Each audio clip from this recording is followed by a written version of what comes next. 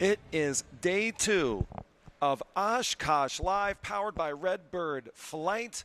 The sun has risen over Whitman Regional Airport. The sun is shining. The warbirds are chirping. It is a beautiful day. It's a beautiful day to be here at Oshkosh. It is 70 degrees and sunny. It's spectacular.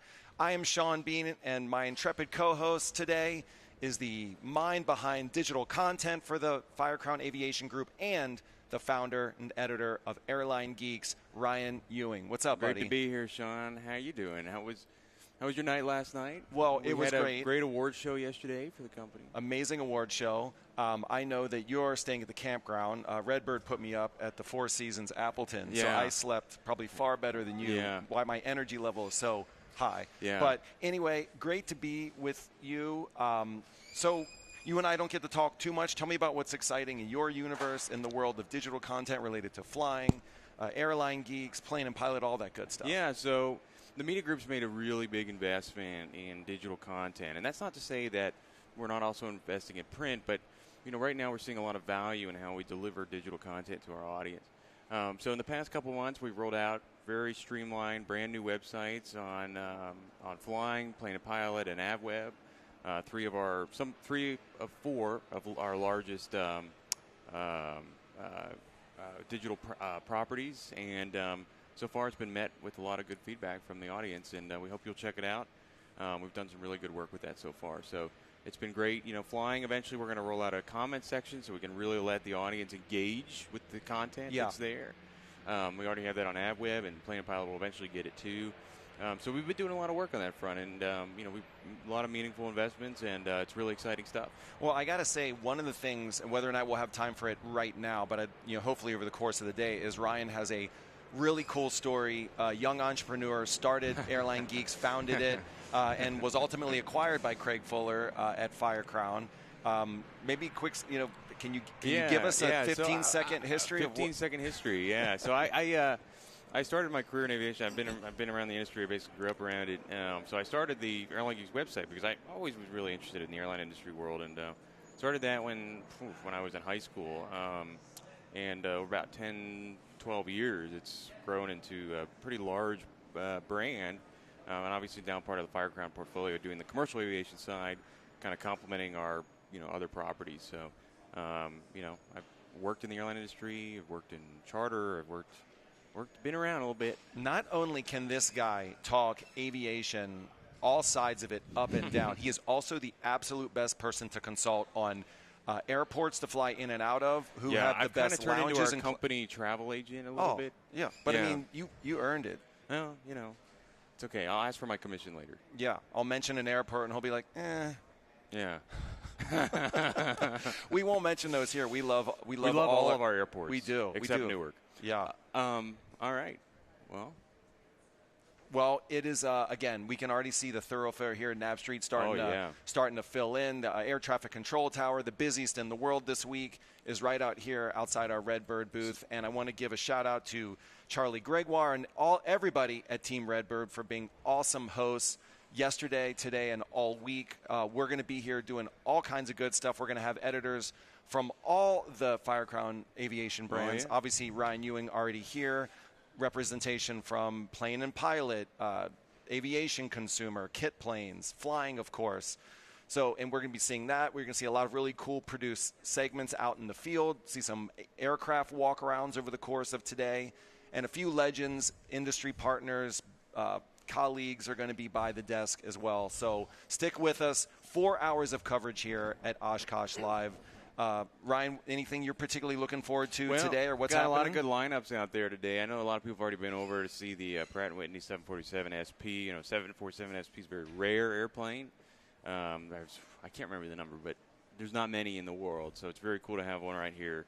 DC-8, too, is here, and that Samaritan's Purse DC-8 is actually the only one in the U.S. left that's still in active service, and obviously those came out decades ago. And then later today, around 10 a.m., Delta's flying in a 321neo with a whole bunch of employees on it. So that'll be a pretty cool centerpiece over at Boeing Plaza. Yeah, and there's not one but two Goodyear blimps here that our intrepid producer Kaylee Nix is going to be on in the next couple of days. So we're very excited about that segment, and you'll be seeing that over the next couple of days here on Oshkosh Live, powered by Redbird Flight, which seems like our amazing sponsor, our amazing partner, seems like a perfect segue to get into our first guest of the day. Someone I had a great time talking to last year, and I want to introduce right now, and that is Director of STEM Education for Redbird Flight, the one, the only, Greg Rourke is at the Oshkosh Live desk. Thank you, sir, for being with us. Yeah, Sean, good to see you. Right. Good to see you, Brian. And obviously, everybody at home can see Greg and I both have the same stylist, really pushing us in the same direction. These are things that Ryan, as you can see, can't understand, right? Yep, he'll get there. He'll get there one day. Yeah.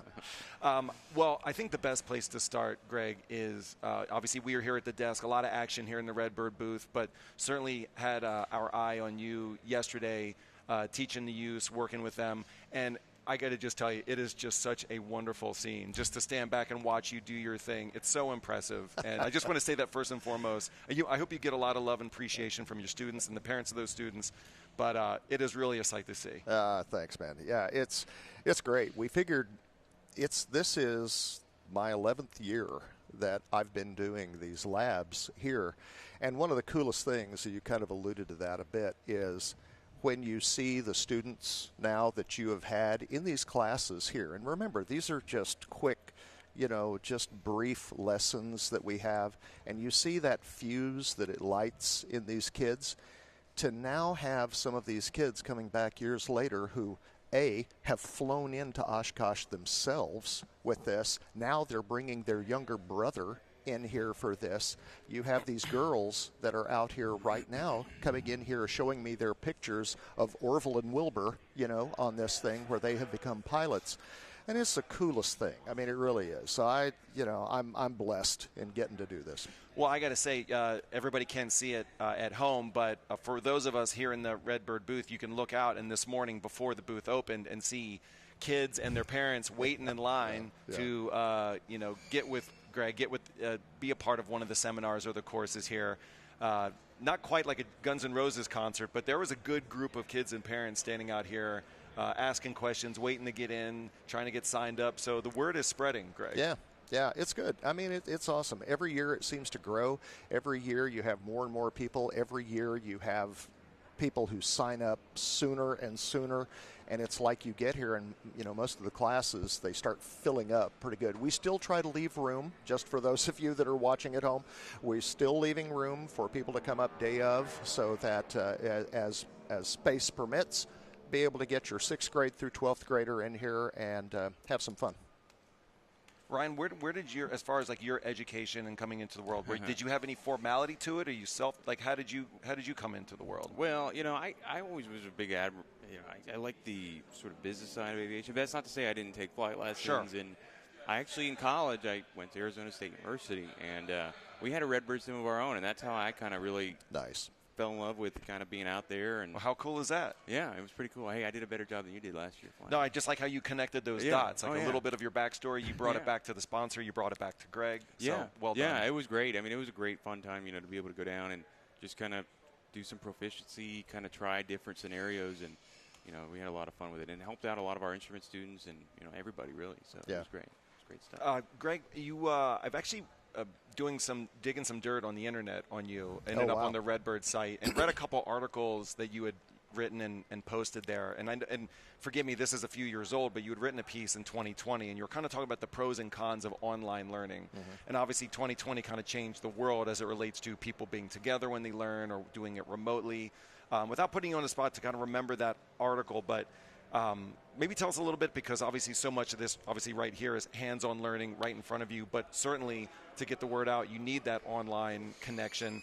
Tell me a little bit how you balance those two, the pros, the cons, the challenges, the opportunities as it relates to reaching people in person versus, online, as it were. It's there's a time and a place and a proper situation for like all of it. As Ryan mentioned, the digital part of things like this, it's like it or not, it's just part of where we are. That first outreach piece, that distance learning element of things like that, for a lot of students is going to be their first exposure into something. And so with that, there are certain very effective things that you can do from a distance learning standpoint, but at some point, you're going to have to come in and lay hands. And at some point, you are going to have to come in here and put your hand on the throttle quadrant and feel that yoke and to feel the things going on. So there's a balance of that, that's kind of been my experience. We had a situation clearly that we all remember that we were forced into that here as well. But then we do have certain programs that are still running that offer that distance learning piece, and then they have the rotational element where the students that are watching these courses online then can come into a lab similar to mine here and actually be able to do the practical part of it. Very cool. That's very cool. It also says our producer, again, digging during you putting notes together. Here's one of our bullet points. Will get emotional if you bring up his students. So obviously ratings soar with tears. So if I could get you to maybe tell a story about the student who has touched your heart the most, and do not be afraid to really let the waterworks go. Oh, so come on! You've got the tissues, right? You got that. We can use the Redbird hat to dab your eyes if you need to. Awesome. No, I mean you do this as long as I have. I've been doing this for like 18 years now, and you do this long enough, and any instructor like that will have these students that will come through, and all of a sudden you get this phone call kind of out of the blue, no pun, and you hear these stories about the awesome things that these kids are doing. And it's so rewarding, and it really is, because anybody who teaches, anybody who's been in that classroom, there's more than just one time when they kind of look out there and they go, why am I doing this? And then you get these kids that do these awesome things. I got kids flying F-15s in Germany. Got a former kid out here who's doing awesome stuff with Thunderbirds. I've got kids that are working here as electronic engineers at Boeing. I got kids that are in all branches of the military doing all sorts of things. And then I have kids that have taken a lot of these skills that they learned in our sim lab, because it's not all about the pointy end of the airplane. I mean, there's so many other things that they learned through here. All of these soft skills that everybody was talking about, these are necessary skills. And the teamwork, the decision making, all of these things that they have done, the way that they have laid out their lives by practicing the skills that they use in labs like this all over the country, so that it's not just the people who want to become pilots or want to become any form of an aviator. You've got these other kids that go through this that are now succeeding in life. And that's really, to me, the most rewarding part of that. Yeah. Because, we're going to build pilots. We're going to do that. I mean, you got these little rock stars that walk in here all day long. You're going to build pilots. What do you do with the other 80% of those kids that come into those classes? That's the part that really, that I really try to focus on, to make sure that they have these transferable skills that regardless of what they decide to do, they're going to be great. So no tears, by the way. No tears. You did a good job. All right, I can see the viewership plummeting. Thanks, Greg. Well done. Anyway, Ryan, did you? I'm sorry, I didn't want to interrupt you. No, you're good. So you're talking about the number of years you've been doing this, and it, to me, seems like would date back to ostensibly the beginning of the company, right? As far as how long you've been here doing this, is that about from the start? Well, yeah. I mean, Redbird started kind of before I did. So I started this journey kind of back the latter part of 2007, the beginning of 2008. With that, I was a Redbird customer before I became a Redbird employee. So the programs that I built programs in a couple different states, and using Redbird equipment. Plug for Redbird here with that, but it was everything: the support, the fact that you've got kids sawing away on equipment like this all day long with that, and so it's got to be robust. It's got to work. So I went with Redbird, and over time there was a thing that we did at my last school in Colorado. We did a thing called the Round the World Flight Challenge, and as we do this, kind of gearing up for it, Charlie Gregoire, they brought in a film crew, and they did this thing, when they were doing the Wings to Oshkosh deal, and they had one of the employees kind of part of the team. And Charlie saw exactly what I had been telling him, for years about kind of, this part of the market and the importance of being able to offer these types of experiences to kids. And when he was there, he's like, I get it. Yeah. I see that now. Awesome. And so that's kind of when the talks sort of started to begin to say, come into the light.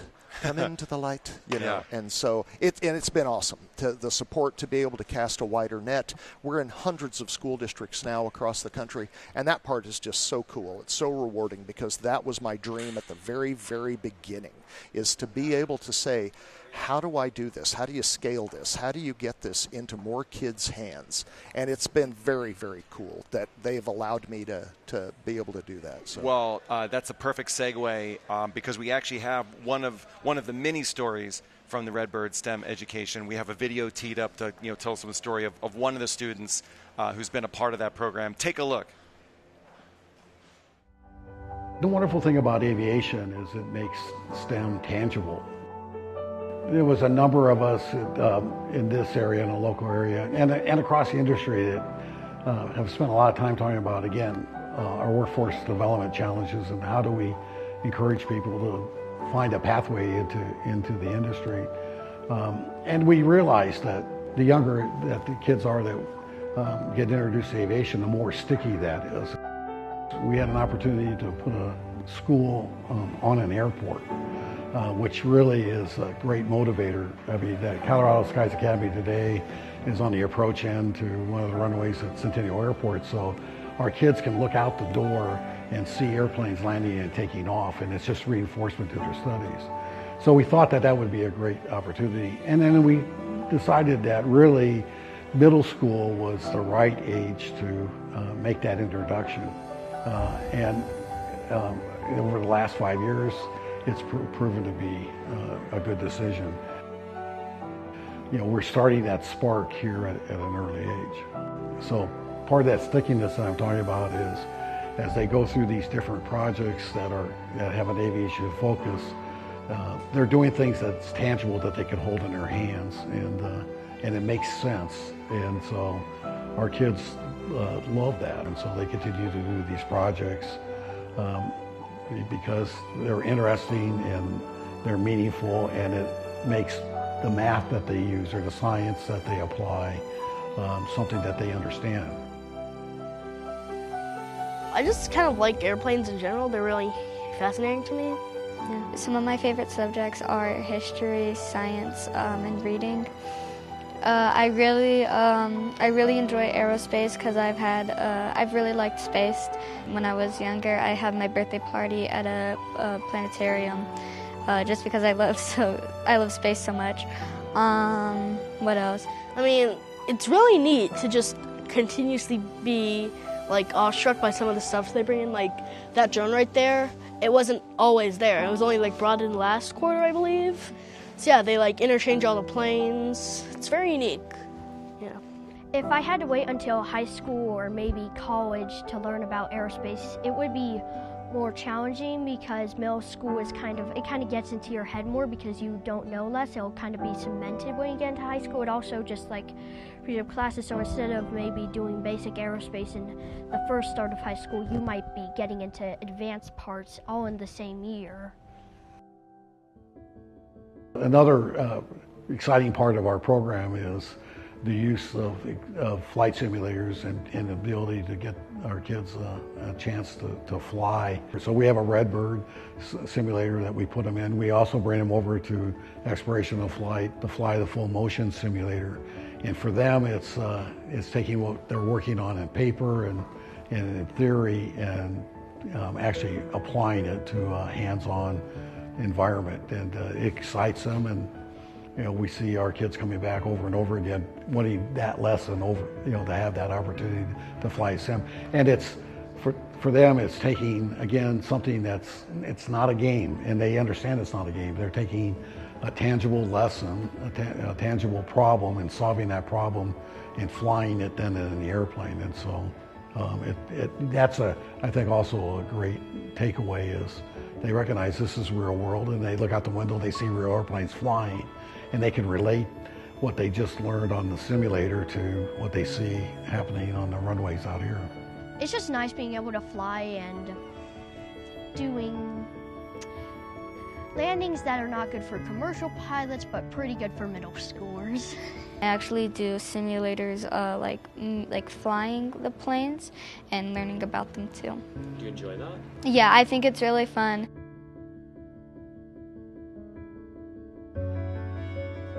This is about growing the workforce from the inside out, and so when you expose young people at an early age, they have an opportunity to see what kind of jobs, what kind of career, what kind of life aviation and aerospace might be. I wish I would have had that when I was that age, but to be exposed to it and to see what a great industry is. I mean, we're an industry that has tremendous career opportunities and a lifetime career pathway that's just fantastic. So they get to see it at 10, 11, 12 years of age. So my goal is to become an entrepreneur later in life, and one of the main companies I'm interested in forming is like an airline of sorts. When I really want to be, when I grow up, I either want to make rockets or be an archaeologist.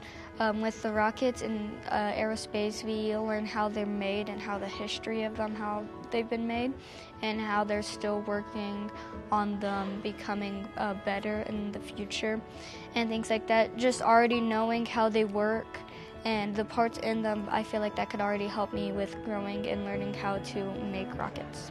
I want to get into the satellite development thing, whether that be an aerospace engineer or something similar like an analyst. My hope is that Colorado Skies Academy is helping to build the next generation of leaders and members of the aviation industry. My name is Ricky Jack. I am 12 years old and I am a 7th grader at Colorado Skies Academy. My name is Liam Proviance. I am 13 right now. Gonna turn 14 this year. I'm in 7th grade. So I'm Cami Orbanks. I'm 12 and I'm in the 6th grade at Colorado Skies Academy. There's so many of us that are absolutely passionate about aviation. So, helping to bring the next generation along is not just an obligation, but it's part of really realizing that passion.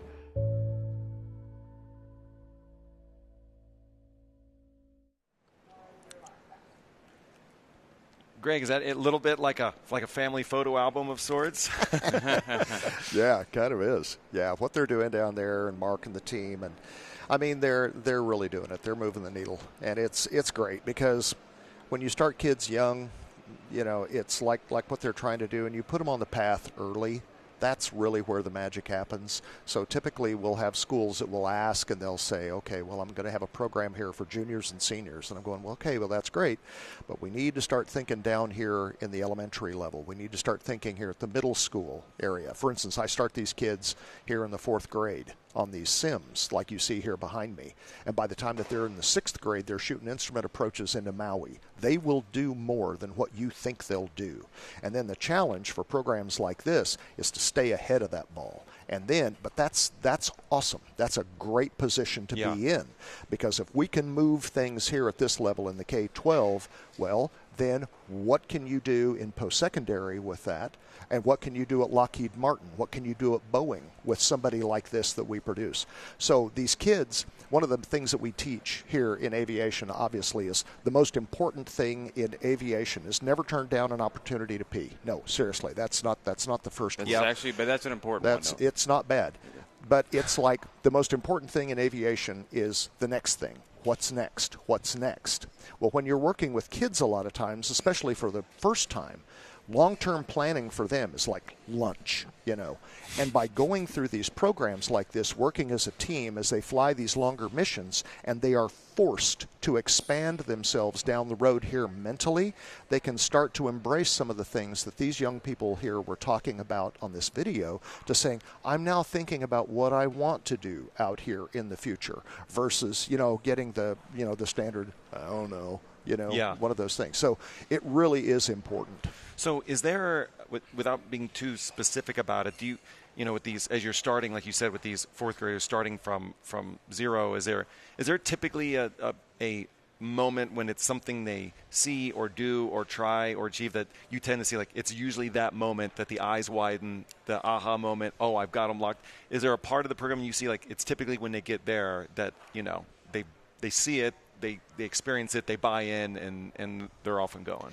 Yeah, and it happens differently for every student is different. Everybody is there, but it's what is funny is that there always is that moment, and to be there when that light comes on. Sure. And it's like when the student finally realizes on a particular maneuver or a particular type of decision making that they have to do with that, and all of a sudden you see that head turn and you see those wide eyes and you go, I get it. Or you have a corollary that they figured out something from this mission over here that they've applied to this mission here, and then they're going, oh, we get it. So yeah, that happens all the time. And for old teachers like myself, that's part of the payoff, to be able to be there and to see that. So yes, there is. So if someone wants to be, if there's a parent out there and they're watching the mighty Greg Rourke talk and inspire, and they want to get their family, they want to get their kids involved, what are some of the best ways? How would you recommend they take their first step besides waiting outside the booth here? Yeah. I think explore those things locally. There may be something out there that you just may not be aware of. But then the other thing is that we kind of just over the years, we have a pretty good network of not just aviation side, but educational side things with all the schools and everything that we do now. Give us a call.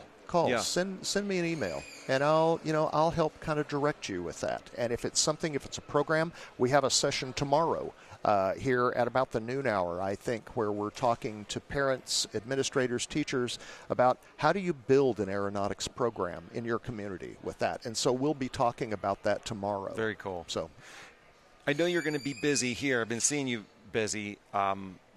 Is there anything you want to get out? I mean, you're no rookie here to Oshkosh. Is there anything you specifically want to get out and see, or you love seeing every year when you're here?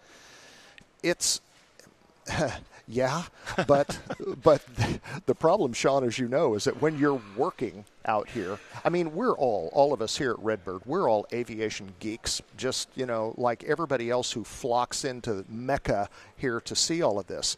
And I still, if I get a chance to even just walk down here to the circle and you just do just a slow 360 and to see everything there, to see all of that hardware, to see everything that's represented by that hardware here, I still get goosebumps. Yeah. And so, I like seeing everything. I'm in the process of building an airplane here, so I do that. So I try to get down there to the build center if I can, try to get help with it. I was doing a walkabout yesterday after we were done with the show, and to your point, I'm just walking and walking and walking.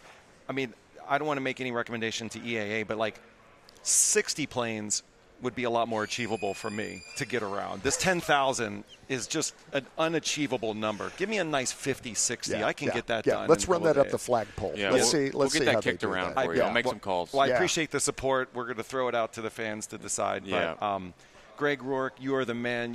It's so admirable what you do, and obviously, that video shows the work that you're doing, and that the STEM education at Redbird Flight is doing is literally changing lives, and you can't do better work than that, right?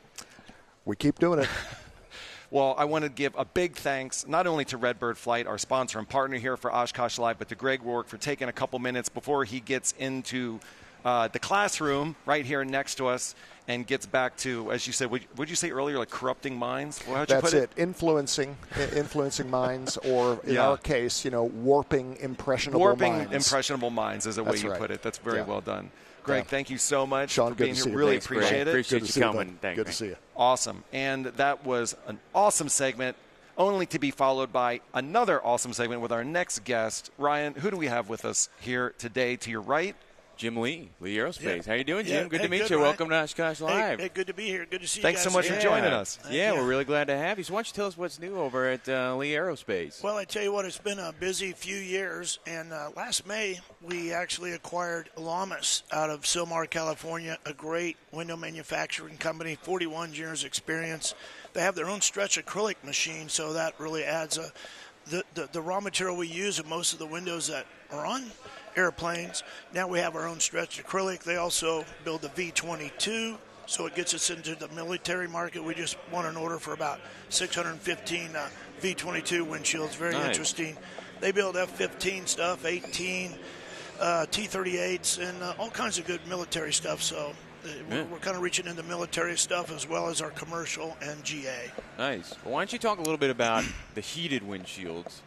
Okay, yeah. On the heated window, we built non-heated windows for several years. So the last 5 or 6 years we've been working on heated windows. We have glass-faced 28-volt heated windows for the 400 or the Beach Jet. We recently with Bombardier started building a glass-faced Challenger window, which is puts us into big bird markets, as well as a cockpit side window. If anybody wants to see them, we have them over at our booth. We also are going to be working on the the Global Express, the big brother of the Challenger. So the Global Express is coming along shortly, along with its cockpit side window as well. That's great. So I have something on here about the Cool View. Why don't you tell me a little bit about that and what's going on there? Cool View is an awesome. It knocks out 78% of the IR coming through. And if you guys fly around, you're always hot in the cockpit, and I'd like to welcome Epic as our latest Cool View user. They're going to be starting to put it on their production birds. Textron with their King Air started in 24 on their King Airs as standard.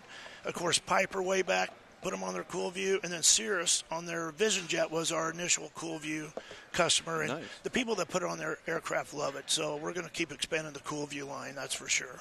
Great. So, Jim, tell us a little bit about the origin story of the business. Maybe a little bit about how you got started, and how did you come up with the name? Yeah, well, Lee Aerospace, that happens to be my name, so that works. My aviation company that was in the business of selling widgets, this and that, and I just kind of drifted off into the window world, building a little cabin window for the 737. That was in first delivery was March of '88. Then we just kind of kept building more complex windows through the years, and here 37 years later, happy to be here, and we're going to keep growing. Yeah. There's no stop at Lee Aerospace. I got a great team. We do a lot of repairs and installation, which is very important to the company. So a lot of these STCs on the bigger birds with the heated windows and everything else, we have people all over the United States. We go all over the world. We remove the windows. We install them. If they just need repaired, we'll polish them on wing. So we got a great group of repair technicians out there. Awesome. I also read that Lee Aerospace had been part of the restoration of the historic A-26 bomber High Maintenance. Tell us a little bit about that. That's pretty incredible. That's great. Well, that project, along with the B-29 dock, anybody that has an old aircraft that we can help, we try to lend a hand where we can and use our expertise. It's kind of a tricky thing to build a window, but that's what we do for a living. Yeah. So I would imagine for the number of years you've been in business, Oshkosh has been a big part of your story. So tell us a little bit about what do you remember about when you first came here and what you've seen change, and here you are now, and it seems like it's getting they're expecting record numbers to beat the record numbers from 2024. So tell us your perspective on that. Well, oddly enough, there's not a lot of people, coming here looking for a windshield. There are some, on your Bombardiers, your King Airs, and this and that. But to be able to see the OEMs here, I really appreciate Textron, Piper, Pilatus. They're all here, and it's a relaxed atmosphere where you can get the leaders from those companies and talk to them and, let them know what's going on. So I like that, as well as I'm an aviation enthusiast. Piper through an XL jet. I got stuff scattered all the way in between, and so I just love running around here seeing airplanes, that's for sure. Me and my whole crew, I got a great group of people. We all love aircraft, and so anyway, the folks at Lee Aerospace are really passionate about building these windows. That's great. Yeah. Why don't you talk a little bit about some of the future products coming out of Lee Aerospace? Okay. Yeah, some of the future items. Here again, the V-22. We are going to split that between Llamas and Lee Aerospace. So we're setting up a new production line for that. We have a new 90,000 square foot facility on paper that we're getting ready to kick off here shortly once we win a few more programs that are in queue. Great. And so expansion is definitely on the horizon for commercial, large body aircraft, and military. What are sort of, I have something here I read about, what are Lee Aerospace aircraft window services? Is that something? Yeah, the window service, I'm glad you asked about that. So Greg Pilon, Gary Neiman, actually Gary operates, we have 3 folks that as an example, over at Duncan Aircraft. Mm-hmm. And we're there to inspect the aircraft, provide the installation and removal services. We also work with Textron. We remove the windshields and we install them at their service centers. So that's a good segment of our company to provide a service to the folks that need help with their windshields. Yeah. I noticed that there are some fans taking pictures of you from behind the camera. Hey, like, who is that? That is Lonnie Lee, which is my brother's daughter. Yay, and she just came on board. Very enthusiastic, very well educated. She's going to help us in all the marketing and everything like that. Well, she's doing great. Already doing content capture, getting you some Instagram, probably some Facebook content right there. I mean, that's a pro. My dad, which is her grandpa, would be proud. We lost him about 10 or 11 years ago, but she has all the energy he has, so I really enjoy that. So why don't you talk about, 24 hours AOG aircraft on the ground, Well, thanks for asking. Yeah, we do have a 24 AOG hotline. If you need something done, we'll answer. We'll get the product if we can, and off we go. And you never know where you're going to go. We'll if I call you at 2 a.m., somebody will answer. If it's not me, somebody. We have a little rotation. Who's ever there will answer the AOG line. Right, Lonnie? You got that AOG stuff handled? Yeah. She said yes. Yeah. Everybody. Yeah. That's right. We're going to give out her cell phone number here in a couple minutes, and we'll put it up on the screen. Yeah. And Lonnie's going to take care of you. Very good. Yeah. But anyway, so that's what we do pretty much, guys. That's great. Well, so appreciate you having me on board here. Yeah, absolutely. We got Jim Lee with Lee Aerospace. If anybody here is – yeah, all right. So anybody who wants to find you here, if they happen to be watching live and they want to come check you out, where can they find you here? Well, I don't know what the booth number is, but it's right behind Textron and right behind Cirrus. So Lee Aerospace is there. Please, LeeAerospace.com. You can look us up, buy anything you need.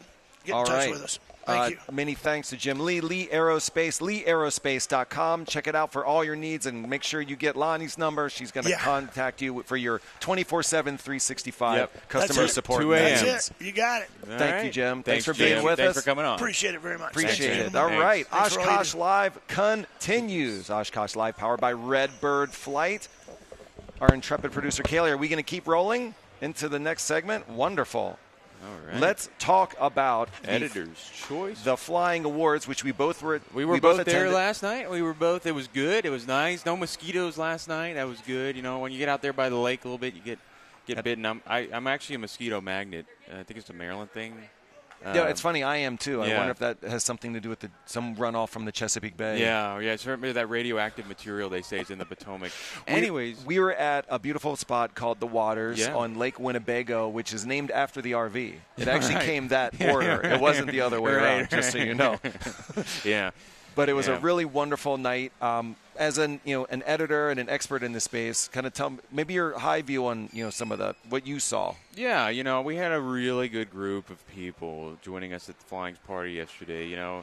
It's always a great event, beautiful venue as always. Catering is top notch.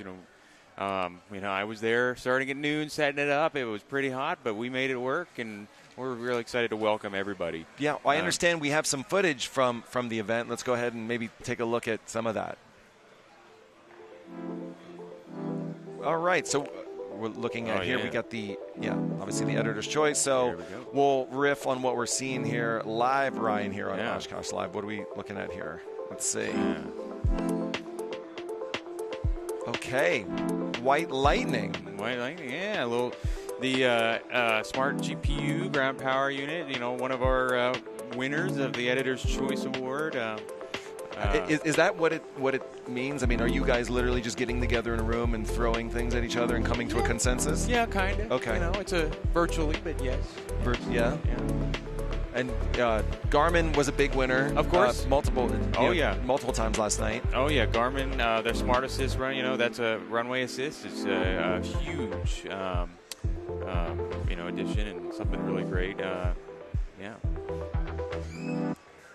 It was beautiful presentation last night. Continental. Again, I sat at their table last night. You did. Yeah, another great winner, and really excited to have them joining us here.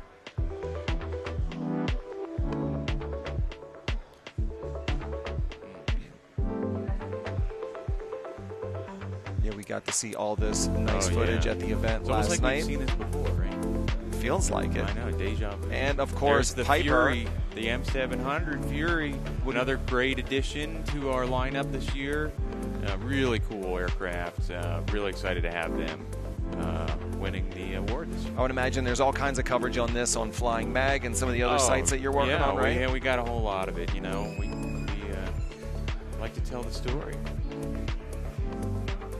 And we had about 300 plus people last night. I would say so, yeah. Yeah, we didn't really keep count. You know, we like to welcome everybody, but it was probably in the 300 range. There were some industry celebrities. There were some pop culture celebrities. There were photos being taken. There was great food. There was great revelry. Yeah. So I want to talk about the Sean D. Tucker Award. Okay. Which is something we're about to show. But, for those of you that don't know, I'm sure most people in the aviation community do know, but, Sean D. Tucker is a world champion aerobatic pilot, co-chairman of EAA's Young Eagles program.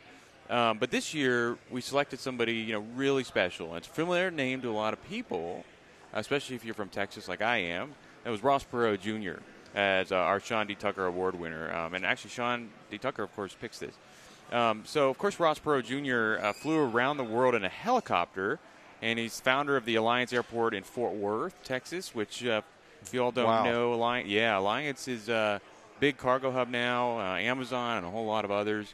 A lot of maintenance and MRO operations there. Very large facility. It was great. Well, congratulations to him. Let's go ahead and throw it to the Sean D. Tucker Award winner, Ross Perot Jr.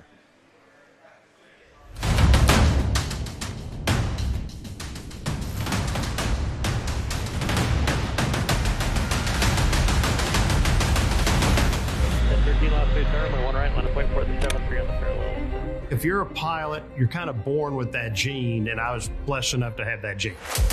Aviation is a life or death business. This isn't a hobby. You have to have the highest level of professionalism, the highest level of training, and the highest level of teamwork. Every flight should be better. Every flight should be safer. I've been doing this now 43 years, and we're still trying to get better. In 1982, an Australian took off to be the first man to fly a helicopter around the world. And we said, wait a minute, this is what Americans do. We need to go beat that guy. So within 30 days, the team came together, the helicopter came together, took off September 1, we're done September 30th, became the first man to fly a helicopter around the world. The best part about that trip, it's the team on the ground supporting us to let us get around the world in 29 days. Determination, big dreams, and a wonderful team can take you a long way in this world. The Alliance Airport program was a lot like the Around the World trip. The idea came from the FAA. They said, would you donate land for an airport? We had an amazing team, and so from when the idea first started to the airport opening was only 3 years. Well, that is determination, teamwork, but it's also public-private partnership. We have almost 600 firms out here today at Alliance. 66,000 people go to work every day at this airport. $130 billion impact is what we've done so far, and we're only half done. We started the Up Summit with the Walton family because we wanted to see the great entrepreneurs that have the future of aviation in their mind, but we want to embrace it early, fund them early, encourage them early, and it is very exciting for the future of aviation and really what it's going to do for our economy and what it's going to do for our country. I'm very optimistic.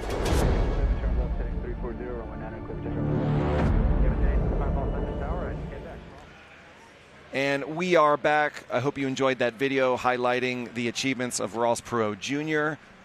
Obviously, I grew up with Ross Perot Sr. Yeah, well, I didn't, but I'll tell you, I'm a kind of a little bit of a junkie in that regard. And we were talking about this last night, is that, there's a big story with Ross Perot Sr. As an independent candidate, I think in the 90s. Yeah, I think it was the year that, it was 92, I believe. Yeah, well, and it was a pretty big, historical moment in U.S. political history. So, but we're not here to talk about politics. We're here to talk about airplanes. Yes. I know. What's a drone partnership with Walmart is on our talking points here. What do you know about that? Well, I'm not a super big drone guy, but, I know that it's increasingly becoming more of a for retailers, you're starting to use drones more. Obviously the famous one is Amazon, but Walmart's starting to use it in North Texas quite a bit. Okay. So you can get your whatever you need from Walmart. Last night over at the campsite, I forgot a pillow. Yeah. And that would have come real in handy just to have the thing drop it at the campsite. I mean, well, forgetting a pillow and having it dropped by a drone is one thing, but what if you had forgotten a hammer?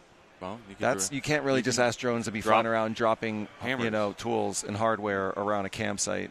Well, you could, but I think they gently lower it. Yeah. They gently lower it. So I don't think we're going to have hammers dropped on our heads. Yeah, I'm older and more risk-averse, perhaps, than you young kids who want to run around and take high risks. But also, we're going to be talking in a minute. We're going to be showing a video that you were a part of producing about Central Cylinder. Is that correct? Well, yeah, kind of. Yeah. I think it'll be really interesting to kind of see. I think this will be really exciting for the audience to kind of watch, what Central Cylinder is and what they do. I don't want to spoil too much. You want to spoil too much? Well, with that being said, let's go ahead and tee up this Ryan Ewing produced video about Central Cylinder.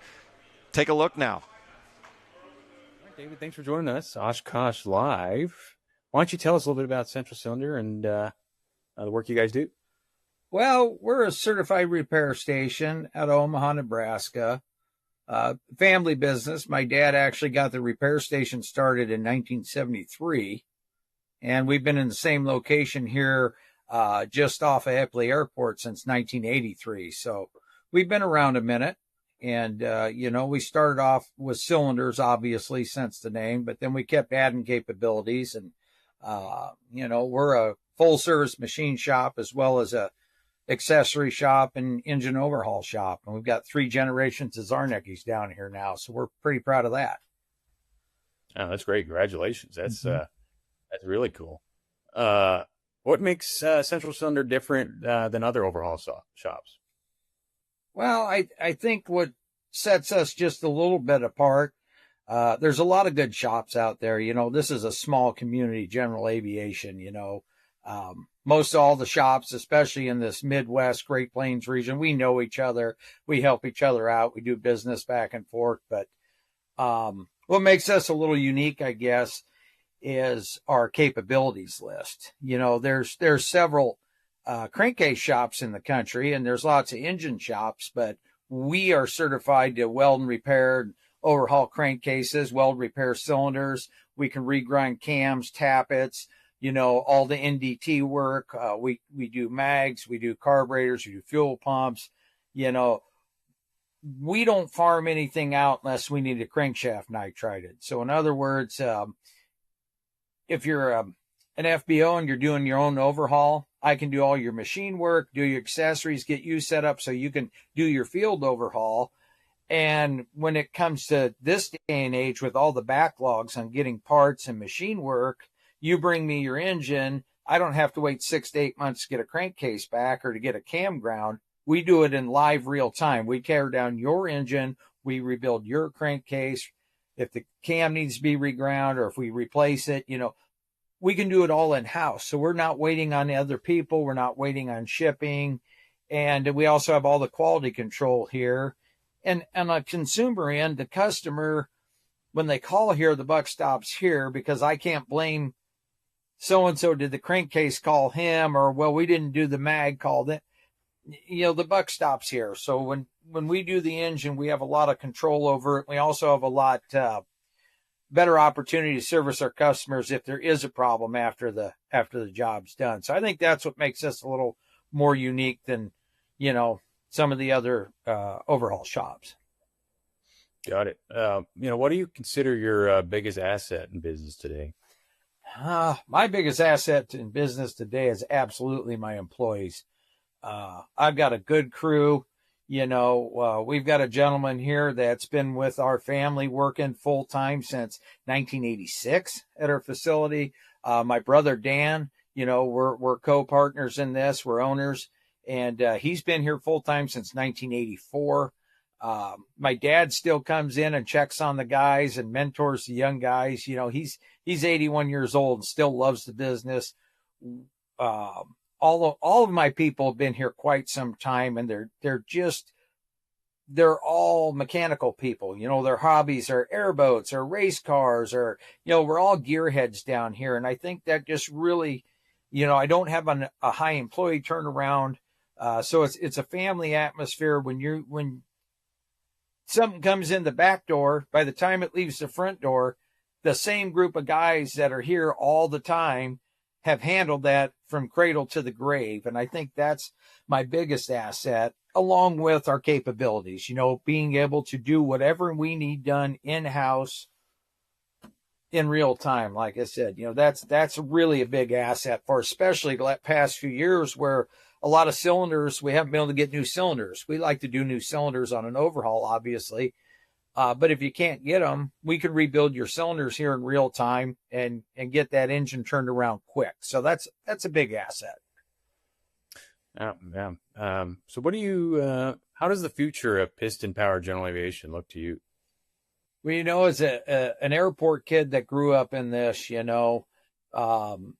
and hanging around all the FBOs growing up and doing inspections with my dad and being a pilot for years myself. It's always been the doom and gloom in this industry. You've always heard piston engines are dead. The fuel's going to be gone. They're going to regulate us out of it. And I don't see that at all. GA's going. The flight schools can't keep up. They can't keep enough airplanes and enough engines in the sky. The private owners, especially the guys with RVs and all this new fun stuff, and the Cirrus owners, they're keeping it alive. The old airplanes are getting restored. I think it just keeps going. 20 years ago, I was kind of staring at that going, well, how's this going to be? And now I'm excited to have, the third generation of my family involved. And I've got some young, talented mechanics here that are involved. I think it's strong. I think it's got a bright future. I really do. I'm excited about it. Cool. Well, that's great. What else you want to talk, kind of talk about Central Cylinder and work you all do, and how can people find you? Well, we it's a rarity for us to advertise. We just don't do a lot of it. But what's happened in the past 10 years, 5 years or so, we've gotten so overwhelmed with outside work. In other words, pallets of crankcases coming, piles of connecting rods. So we've kind of retuned the business a little bit over the past few years to where we're still doing that work, but we're kind of controlling the gate, we're doing that by appointment, and concentrating more on our overhauls, prop strikes, IRANs, complete engines to speed up our turn time. And that's been pretty exciting for us, and we're really getting to where we can get an engine in and out quick, despite some of the hurdles. And that's been a good thing. And, we've been fine tuning our equipment over the years. When you've been in business this long, you've got 3 of everything already, but we just had a nice, state of the art, magnetic particle machine built for us, custom ordered a few years ago, that should carry us for a long time and things like that. We're always upgrading our equipment. It's just, pretty good stuff going on down here. Like I said, I enjoy the family aspect of our business. That's, all of our employees, we're a pretty tight group, and we're a small shop though. That's what is a little bit of a thing. There's only 9 of us. That's not a lot for the amount of work we do. But you can find us on the web, centralcylinder.com. And, that's about the only way to find us, or just give us a call. And we can handle about anything from a small repair to, complete engines and, all the accessories. We're the only company left in the world doing Simmons fuel injection, which for the old Queen Airs and Aero Commanders, not a lot of those out there, but we're still doing them. We have the rights to that, and a few unique things like that. Yeah. It's great. Well, David, thanks for talking with us, and we were glad to have you here. Yeah, I appreciate it. You guys have a good one. We are back with Oshkosh Live, powered by Redbird Flight. It's Sean Bean, Ryan Ewing, getting ready to close out hour 1. It's been great sharing it with you, buddy. How's your morning been so far? It's good. We're about ready for another cup of coffee, though. You know, in the campground, I only have instant coffee, so that doesn't quite do the job anymore. Yeah, well, we'll run out and get one together here. Yeah. You maybe not be able to see outside the booth, but it is a sunny day. Things are warming up, a little bit of cloud cover, but really going to be warm these next couple days. And actually, all the things we've learned at Redbird Flight, I have one of the most funnest facts I've maybe have learned this whole trip, and our intrepid producer, Kaylee Nix, and I heard this morning from one of the Redbird staff. Do you know what corn sweat is? No. So apparently, I'm scared. When you get to this time of year and the corn ripens, it puts off like a moisture, and because there's such volume of it, it gets into the air and creates heat, and therefore increases the temperature.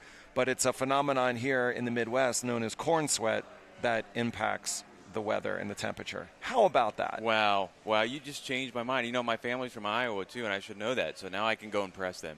Yeah. Anyway, so always filled with good information and camaraderie here at Oshkosh Live. We've got a really we're closing out hour 1, Ryan and I, but there's a lot of really great content to come.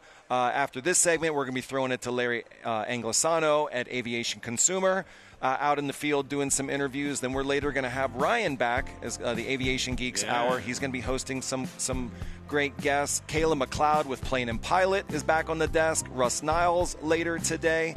Full day of exciting stuff happening here. Ryan, I know I'm pretty hyped. I know we're not caffeinated enough, but the Oshkosh Live high is really hitting me here. It's starting to get me too, man. It's been a great morning, and excited for the rest of the day and the rest of the week. Yeah. All right, so we're going to get ready to close out the first hour. I'm rocking my Redbird merch. As everybody knows, an editor will take anything that's not nailed down. Thank you, Redbird Flight, for the hat. So that's all for Ryan and Sean here at Oshkosh Live, powered by Redbird Flight. Hour 1, stay with us. More great show to come.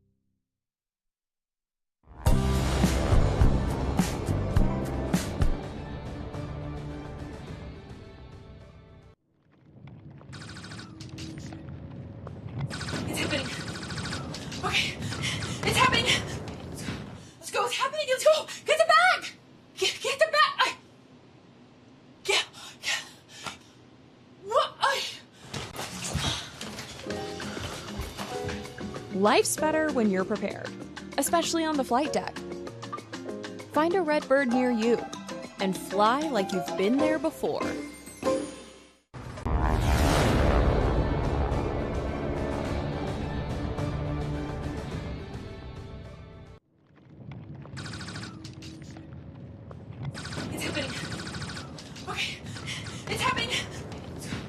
what's happening? Let's go. Get the bag. Get the bag. Yeah. What? Life's better when you're prepared, especially on the flight deck. Find a Redbird near you and fly like you've been there before. Next. So where do you see yourself in 5 years?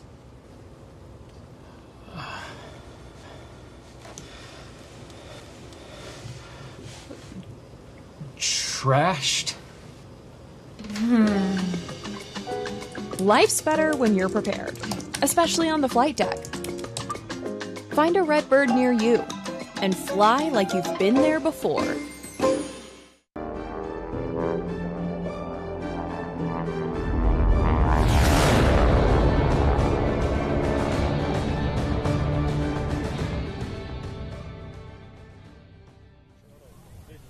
Okay.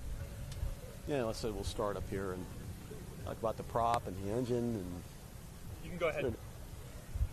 Go ahead. Welcome to another edition of Aviation Consumer Live, part of this Oshkosh live series from Fire Crown.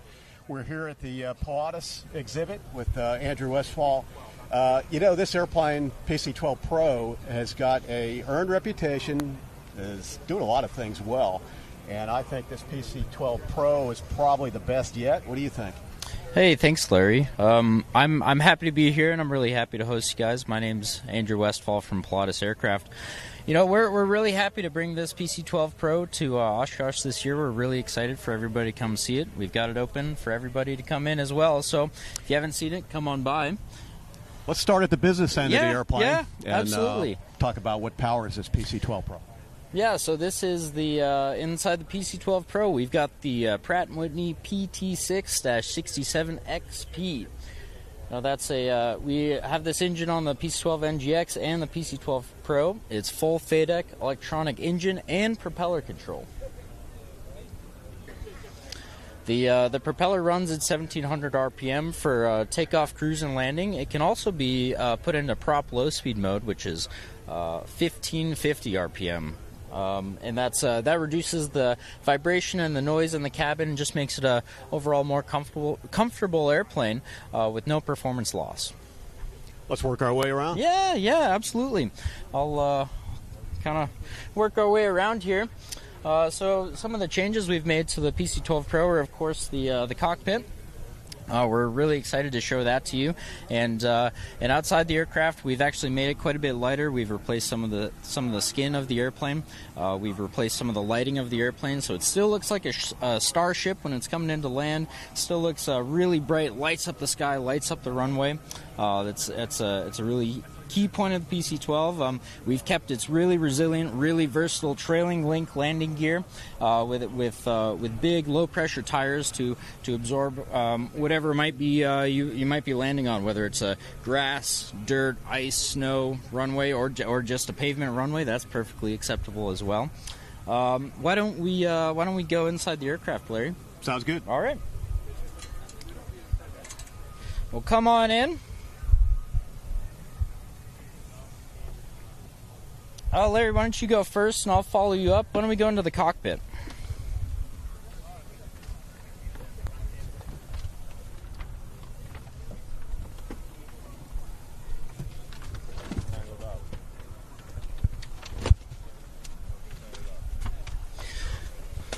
All right, Larry, if you don't mind, I'll come in here with you. Now, anybody that's familiar with the PC-12 over the years, the aircraft started out with a Honeywell suite of avionics, and the big news around the PC-12 Pro is this Garmin suite. Yeah, that's exactly right. So welcome to the PC-12 Pro flight deck.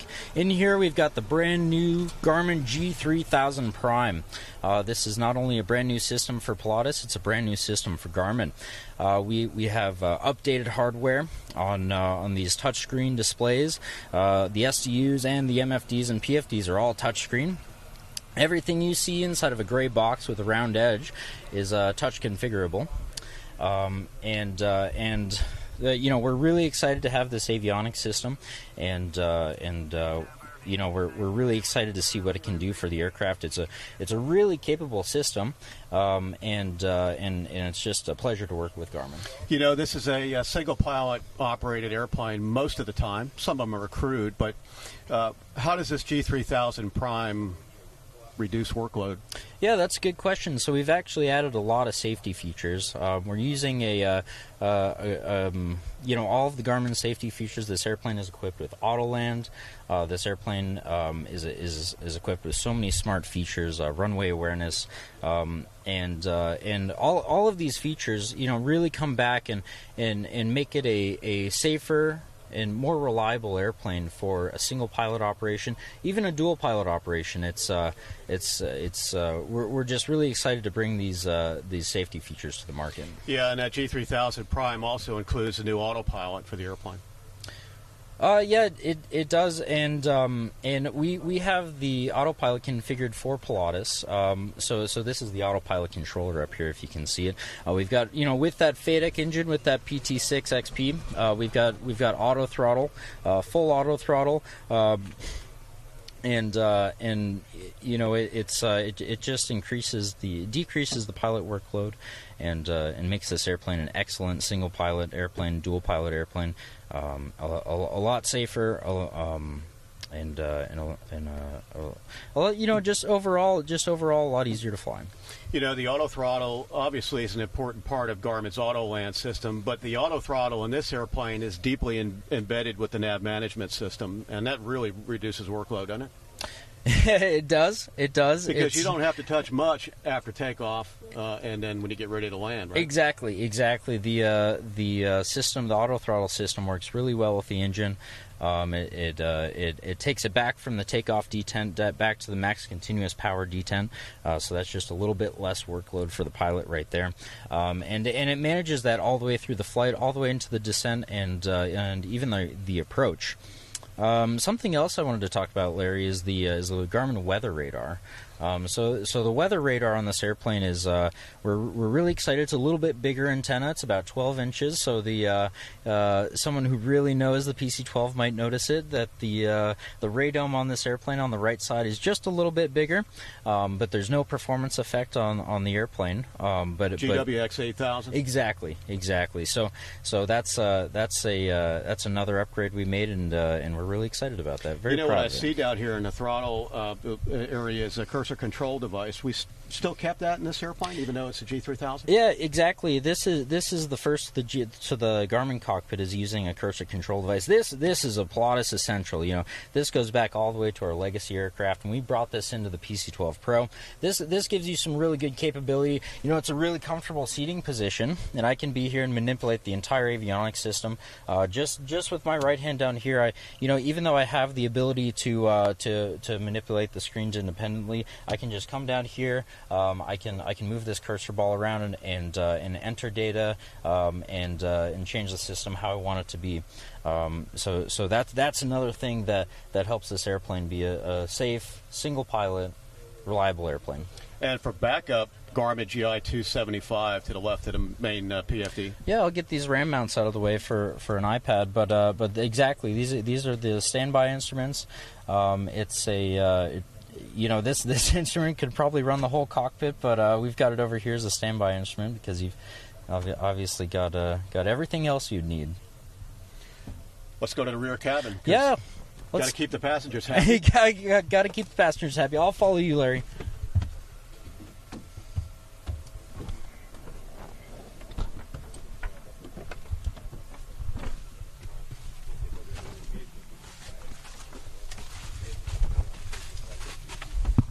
So back cabin of the PC-12 Pro, anything different in this airplane from the previous generation? Yeah, so we've actually updated all of our color palettes, all of our materials are updated in this airplane, so you're really getting the top of the line here. We've updated the PSU to include the auction masks in the PSU, and with all the enhancements and with some of the cabin changes, the cabin is actually a lot quieter.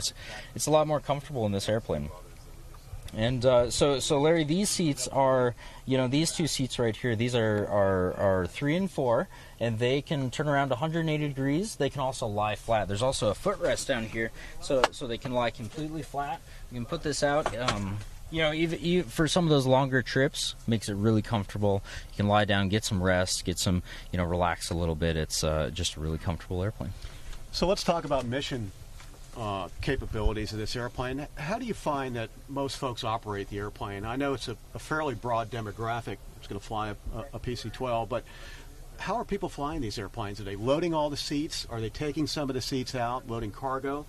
We'll get a look at that big cargo door in a minute here, but what's the typical mission profile for this airplane? And let's talk about range and speed. Well, that's a that's a big question, Larry. It's since it's such a versatile airplane, we have so many different missions that pinpointing it on one is a little bit tricky. I would say that the most common mission is A to B, whether it's a large family, corporation, or maybe a humanitarian operation. We have firefighters that fly this airplane. We have a wide variety of customers that fly this airplane. So currently, we're sitting in the 6-seat cabin. This is the most popular cabin configuration. So we've got 6 executive seats in the cabin. Our next most popular is the 6+2. So there'd be still these same 6 seats, and then 2 more seats behind those back executive seats. So we'd pull those forward. You can fit in two standard seats. Maybe you're going on a trip where you need to take some extended family or a couple extra members from the company. You can throw those in, take them out really quickly, really easily. It's very versatile. They're light seats, but they're still pretty comfortable. Now, beyond that, we have a standard configuration as well, where we can fit 9 standard seats in the cabin. It's a little bit tighter, but you can really achieve some capacity in this airplane and move a lot of people around. Now we walk past it, but there is a potty up front. Yeah, exactly. There is a lavatory up front. We redesigned the lavatory this year, so it's a little more convenient. It's a little bit nicer. We can open that up on the way out. Do you want to talk about? We can talk about speed first. Yeah, let's talk about performance. Yeah, sure. So typical mission. What do we got for speed and payload capability? Yeah. So with this airplane, with new avionics system and lithium batteries, 2 lithium batteries, we were actually able to take out about a little more than 100 pounds out of the airplane. So that's going to help with your payload capacity. So now with full fuel, with 400 gallons of fuel, 2,700 pounds, we're able to take 1,000 pounds of payload in the cabin. So that's going to open it up a little bit, and then we're looking at about, depending on the winds, of course, we're looking at about 1,500 to 1,800 nautical miles. And how about field performance? Short field, pretty good short field airplane? Oh, field performance, absolutely. So with this really modern wing and 40 degrees of flaps, we can achieve a landing distance of a little less than 1,800 feet, fully loaded at the max landing weight. Now for takeoff, we can also achieve really, really short distances, less than 3,000 feet, about a little over 2,000 feet. I believe it's 2480 is the exact number at max takeoff weight. And we have a lot of operators that operate off really narrow runways, dirt runways up in Canada or Alaska, and they're able to operate off short runways, carry a lot of weight, a lot of gear in the cabin, and still have those legs to go those long distances. Yeah, legs to go long distances. Let's get a look at that lavatory if we could. Yeah, Can we open that door? And you said you made some improvements there to it? We did. We sure did. We made some improvements. We made it a little bit easier to access. I'm going to pull this out of the way. For the show, we have some plastic down here so everyone can take a look inside the airplane. I'll just pull this back. All right, so you can get a look in there. We added a light up top. It's still pretty spacious. We opened it up a little bit and added some storage compartments for toiletries, whatever you might need. And of course, just in case, a toilet paper holder on the door. Now we have a hard door that closes off the cockpit. There's strong magnets that hold that door closed to the bulkhead on the cockpit, and then I'll kind of close myself out here. But we also have a door that closes off the cabin, so you've got full privacy from both the cockpit and the cabin, and some room to do what you need to do.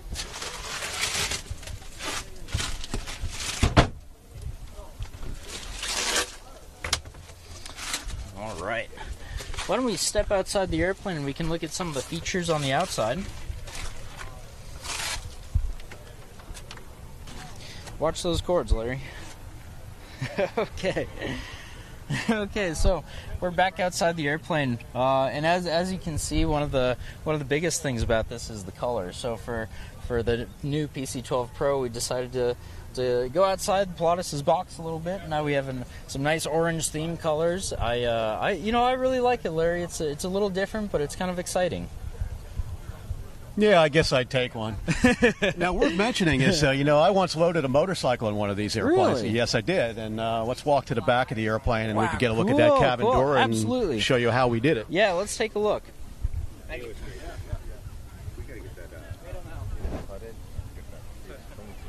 Andy, are you showing the airplane right now? No. Now, this big cabin door has been sort of the claim to fame to the PC-12 since the beginning, right? Yeah, that's exactly right, Larry. So this cabin door is big enough to fit a standard size pallet. And you can actually drive, so the design philosophy is to drive a forklift up and load a standard size pallet into the cabin. Obviously, you'd want to remove these seats in the back here, but that gives you plenty of space. Now, to remove these seats, it's actually really easy. You take this shroud off the seat. There are 2 pins on the bottom. You rotate them 90 degrees, and the seat pops out. It's really secure. It's also really easy to remove, and the seats are not too heavy. You can take it out within an hour. Now, if you do have a forklift driver, you'd want to get a really good one because you don't want them to run into flap on the back, but it's we do it all the time. We can load a pallet in just like this. Good shot here at the landing gear. Oh, absolutely. Absolutely. So that's our trailing link landing gear. That's a 13-inch strut, so it's got 13 inches of travel. Let's get a close-up of that gear. So it's got about 13 inches of travel with some really strong hydraulic brakes, and this will stop you in no time.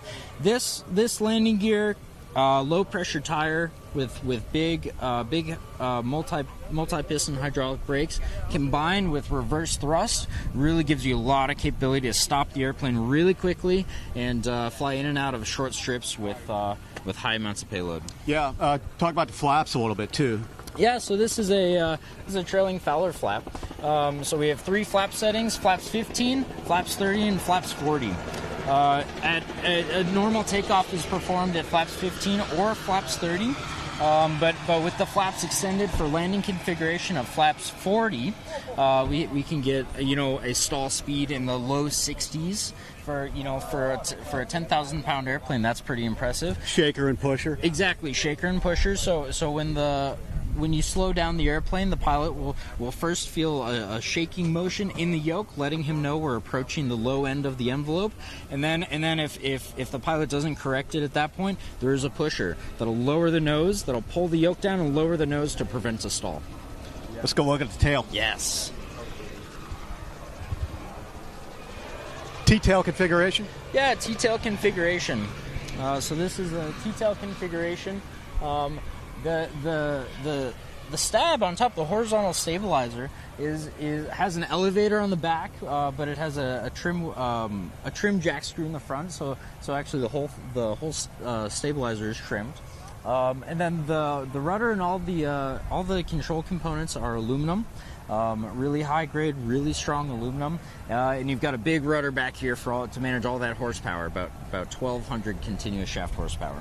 And with the Garmin autopilot automatic yaw damper engage on takeoff? Exactly. It will engage on takeoff. It's on the pilot checklist. So the pilot puts the gear up and turns the yaw damper on, and that will completely provide protection against adverse yaw, and the pilot does not need to touch use the rudder pedals after that. Yeah. You should always keep your feet on the rudder pedals. Sure. Now, you mentioned it, this airplane with the new Garmin G3000 Prime Suite does have auto land. It does. We missed it in the cabin, but is there a button someplace? we did. So this is our first PC-12 Pro in the United States. Autoland will be certified here coming in 2026, and as soon as it's certified, we'll pull a cover off the airplane, and there's a big red Autoland button in there. So with that system, for whatever reason, whether it's piloting incapacitation or if there's an emergency, that button can be pushed. The airplane uses a certain algorithm to find a suitable airport nearby, considering weather and fuel, and will land the airplane and stop it on the runway. Okay. Anything else you want folks to know about this good airplane? It's a great airplane, and we're really excited to be here at Oshkosh. And if you haven't seen it, come on down and see it. We've also got our PC-24 over here. I would love to show you that next time. And Larry, I really appreciate it. Thank you for coming by. Always good catching up with you. Appreciate everything you do for us. Camera guys are saying to sign off, and I guess we're going to talk about a Cirrus video we did yesterday. I caught up with Cirrus's Ivy MacGyver. We talked about the new Cirrus G7 Plus airplanes, and let's send it back over to the studio. Here at AirVenture 2025 in Oshkosh, once again. Here we go! With Ivy MacGyver. And I just saw you a couple of months ago. You and I joined up in White Plains, New York. Yeah, we sure did. And we flew that brand new SR-22 G7 Plus with a good demo of Safe Return auto land. A couple months later, airplanes are starting to get delivered. Yep. How's the reception? The reception has been universally positive. It's been really, really great. Not only have we gotten a lot of very positive feedback about the fact that we've introduced this for the piston airplane. It's a great solution for an incapacitated pilot, but a lot of people have given us the feedback that, hey, I'm getting older and this is going to keep me in aviation, or flight school saying, like, this is a great feature to have for our student pilots in case they, have a panic moment or something like that. So just universally all around, people are excited about it. People are excited to see kind of what an activation might be like, how that might help save lives. And we haven't had an activation yet. That we know about, because you could cancel it. I suppose you can cancel it, but we haven't had an activation yet. Let me ask you something. Yeah. You have access to that data? I mean, this airplane has got lots of data recorded. We do. So how would we know there's been an activation? Actually, when the system is activated, it automatically notifies Garmin. Notifies Garmin? Yes. And thus Garmin Air Safety notifies our Air Safety. So we have a close relationship with the... So even if it's not a complete activation, if somebody activates it but discontinues it with the disconnect button on the autopilot... Yeah, it will have sent a message. Still sends a message? Yep. Interesting. Yep. So what I want to know, an air show like this, pilots from all walks of life, right? Yes. What's the demographic that's serious about buying a brand new G7 Plus? Oh gosh, what does that owner look like? You know what? It's really, you can't pin it down because our owners are like, it's a wide spectrum of different owners. I was just talking to a gentleman who actually owned a G3, so a much older one that he bought used, and he got a partnership together and placed an order for a brand new G7 Plus about 3 weeks ago. And they're hobby flyers. They don't use it for business. They just use it for fun. A lot of people do use it for business. So we have a lot of small business owners, doctors with multiple practices, dentists with multiple practices, lawyers with multiple practices in different locations, car dealers with multiple locations. So people who have multiple locations in a region, that the airplane helps them get between locations in a much more efficient way than driving. That's a great use for it. People with second homes, people with kids in college, going to visit their family, keep their family closer together. But it's really a very wide demographic. I couldn't tell you here's what a typical Cirrus owner looks like, because they're all pretty varied. Where I'm going with all this is, the Cirrus has always sort of been an airplane that kind of sold itself, right? It's kind of easy to show. It's got lots of safety features. And the CAPS parachute, it's got a lot to do with that, I think. Yeah. But now that we've got safe return in these airplanes, does it make it even easier to sell?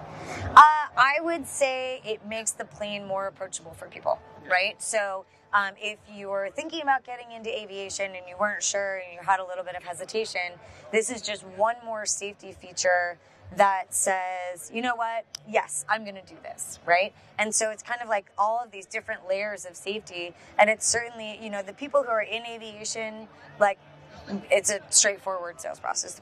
People who are just outside aviation but have an affinity for it, that was a really, the parachute was a really big feature to kind of address those people. Yeah. Now we're sort of expanding that circle a little bit more, just with the additional safety of safe return, for people to sort of give themselves permission to explore aviation. Yeah. Yeah. How about some major talking points for the G7 Plus? We've talked about it before. We've done some videos on this channel. Sure. Give me a bullet point, maybe 6 long. So, safe return obviously started the show, but we also have runway occupancy awareness, which is great. You hear a lot about like runway incursion events, and of course, there's been some high profile events like that at commercial airports and things like this. This little airplane has a runway occupancy awareness. So basically, as you're approaching a runway, it will alert you if there's other traffic either on the runway or approaching the runway. So if you get to the runway and you hold short, and let's say you're at an uncontrolled field and you go to hold short of the runway and you're going to pull out, it will actually tell you, hey, there's a plane on approach to this runway, and you'll see it on the MFD before you'll actually see a visual of it coming. And it gives you the tail number and the specs of the plane and how fast it's going. So that's really, really great from a situational awareness perspective. We also have our Cirrus IQ Pro, which has introduced automatic database downloads, which is awesome, right? So your databases will automatically download, be sitting in the system, and so your databases will always be up to date. You don't have to mess with the SD card. It's a wicked time saver. Yeah, it's awesome. What about paintwork? I've always said, the paintwork on these airplanes keep getting better and better. Yeah. And I don't think I've seen paintwork this good on any airplane. I mean, so we have really pushed the boundaries with our interiors and exteriors. We're always exploring new materials, new paint colors, new paint finishes. So the plane that we're standing next to right now is a polar REV, so this color is polar. So we've got a 3-tone paint scheme on the exterior. So we've got, black, polar, and sterling silver. And then on the inside, you'll notice some really, really nice accent stitching, some really unique leathers. We've kind of gotten to introduce some matte paints, some more... kind of following the automotive world? Yes, we have inspired paintwork. I would say automotive, marine.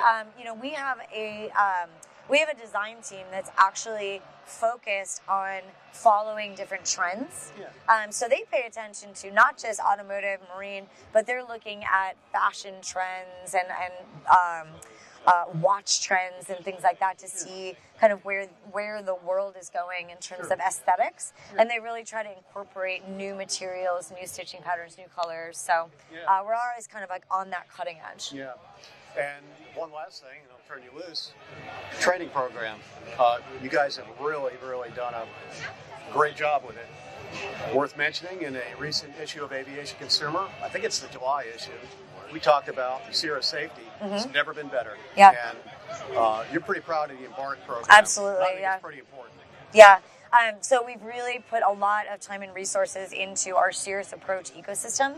So Cirrus training, we're very, very focused on continued training, currency, proficiency, flying with a certified Cirrus instructor pilot. And then the Cirrus Embark program is something that we feel very, very strongly. We introduced in 2017, and that ensures anyone who buys a Cirrus, whether it's used or new, bought through us, bought independently, receives Cirrus transition training for free. So Cirrus provides Cirrus transition training for anyone who buys a Cirrus. So if you're going to go buy a Cirrus, I encourage you to go on the Cirrus website, enroll in Cirrus Embark. You get access to the entire Cirrus Approach library for your airplane and 3 days worth of transition training with an authorized training provider, just to set you up for success, get you into that training ecosystem. Training is absolutely the most important safety feature on the airplane. Yeah, I agree with you. Don't underestimate all the safety systems built into this airplane, but kind of put that away for a while and concentrate on flying. Yeah, the pilot's the most important safety feature. Yeah, am I right, where it's important to stay ahead of the automation? Sure, yeah. I mean, it's important to stay current and ahead of the automation, but it's also important to not neglect your stick and rudder skills. So go out, fly around, do some stalls, do some maneuvers, go practice landing. You don't have to have an epic journey on your agenda to make it a productive flight. So go out, fly around for half an hour. So you come to AirVenture, say, I want that airplane right there. How long it take to get one? It's depending on what you're looking for. It I want a could turbo be SR22 G7 Plus. new and from the demo fleet. Well, I want a brand new one. About a year to 18 months.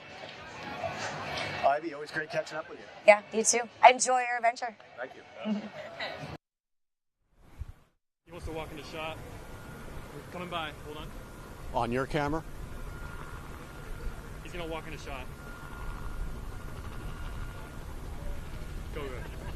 So to give you an idea of where we're at here at the show, this Pilatus exhibit, a couple of cool airplanes. If you're a real dreamer, lots going on. We got the Piper exhibit right next door.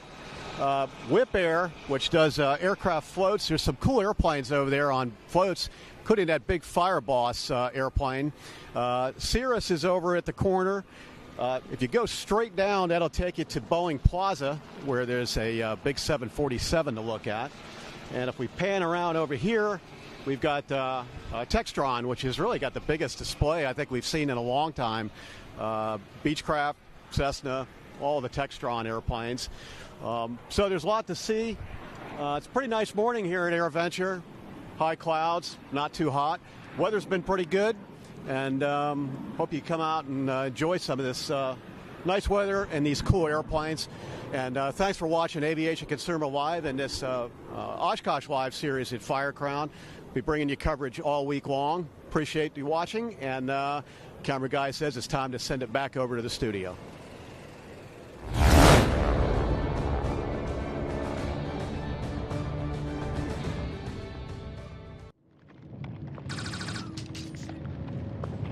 It's happening.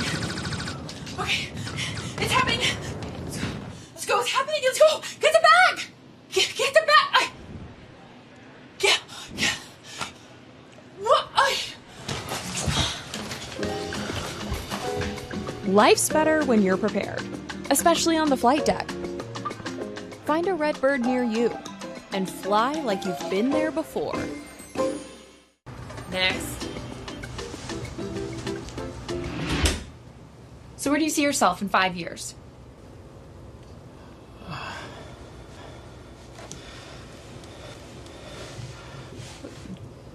Trashed. Life's better when you're prepared, especially on the flight deck. Find a Redbird near you and fly like you've been there before.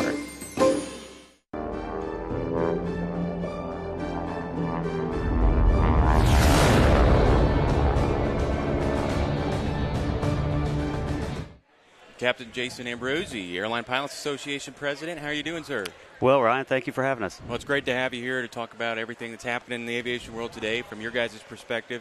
You know, the first thing I want to talk to you about, because there's been a lot of news, and even Secretary Duffy's doing a press conference here later today, air traffic control. You guys have been very vocal about that. I know you were at his big unveiling a couple months ago. Talk to me about how you guys are feeling about the current administration's response to it. Look, it's been a Band-Aid approach for years. They allocate a certain amount of money to fix the system, and every time that money ends up maintaining the old instead of doing what it was intended to start doing new. I mean, the Next Gen Advisory Committee, which I'm a member of, that's been around for 20-plus years trying to do Next Gen. Next Gen is past Gen now. Right. So it's time to do the right thing and allocate the resources. And, you know, it's unfortunate it takes a tragedy like the PSA tragedy in D.C. in January to move this along. But, you know, hopefully out of tragedy, we've now opened the doors to do the right thing for a change. Let's put the money into it.